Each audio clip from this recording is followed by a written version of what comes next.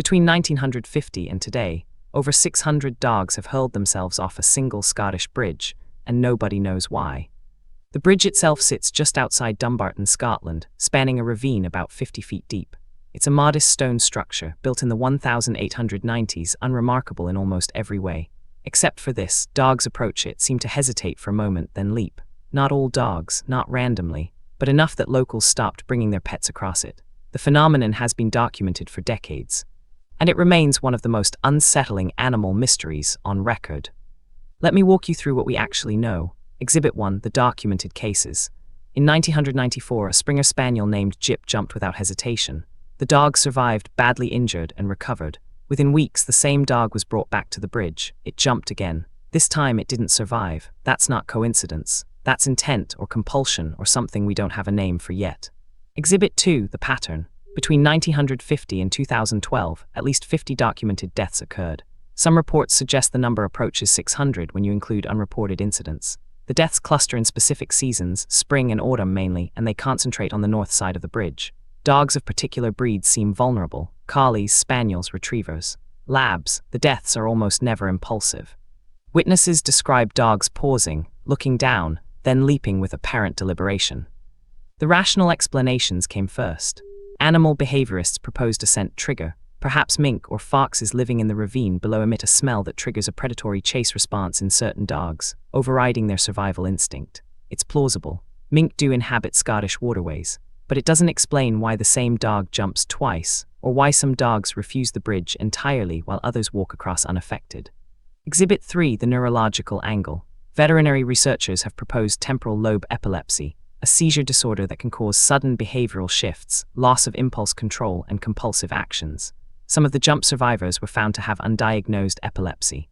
Others weren't. The theory holds water for some cases, but not all. You can't medicate your way out of a mystery this inconsistent. Here's where it gets stranger. The bridge has a very specific geometry. The parapet, the wall you'd see if you looked over, is low enough that a dog standing on its hind legs might peer over without seeing the drop. The ravine below is steep and heavily forested. A dog looking down wouldn't see the bottom. It would see only trees and shadow. Some researchers theorize the dogs misjudge depth, thinking they are jumping a manageable distance to what looks like solid ground. But here's the problem with that theory, and this is crucial.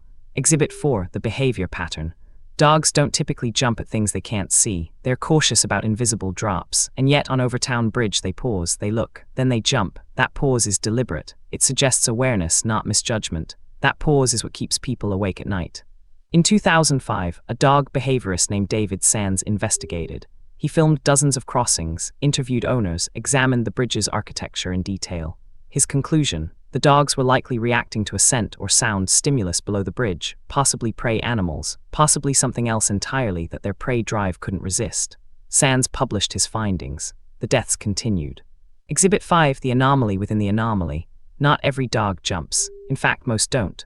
Thousands of dogs cross Overtoun Bridge every year without incident. So what separates the jumpers from the walkers? Breed predisposition, individual trauma, a neurological vulnerability? We don't know, and that uncertainty is the real story here. This isn't a solved mystery with a clean explanation. It's an unsolved one. Some have proposed paranormal explanations: a suicide victim's ghost, a curse. Overtoun House, the manor that overlooks the bridge, has a dark history. A woman drowned her children there in the 1700s. Local folklore connects the bridge to that tragedy. It's compelling narrative. It's also unfalsifiable. You can't test for ghosts with empirical methods. The truth, if we're honest, is messier. Overtoun Bridge likely combines multiple triggers: environmental sense, individual neurological susceptibility, breed-specific prey drives, and architectural features that obscure depth perception. It's not one cause, it's a convergence. And convergences are harder to prevent, harder to study, harder to explain. The bridge is still there, dogs still cross it, some still jump. Local authorities have installed warning signs, increased fencing, and posted information about the phenomenon, but the deaths haven't stopped entirely. A handful still occur each year, fewer than in the 1950s and 60s, but they continue. The mystery persists because the bridge persists. What makes Overtoun Bridge remarkable isn't that it's the only place where animals behave strangely. It's that we've documented it so thoroughly and still don't understand it. We have the data, we have the witnesses, we have the site, and we still can't explain why a dog would choose to jump. That gap between evidence and understanding, that's where the real mystery lies. So here's what we've established. Overtoun Bridge is documented, it's real, it's still active, and we don't have a complete explanation. The evidence points toward a complex interaction of triggers, scent, neurology, architecture, predatory instinct, but no single cause fully accounts for the behavior. The mystery remains unsolved, which is exactly why it matters.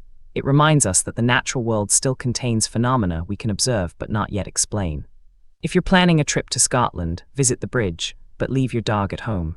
If you're curious about mysteries that science hasn't solved yet, subscribe. There's a new unsolved case every week, and each one challenges what we think we know about the world around us. Subscribe, there's a new unsolved mystery every week, and each one rewrites what we thought we knew.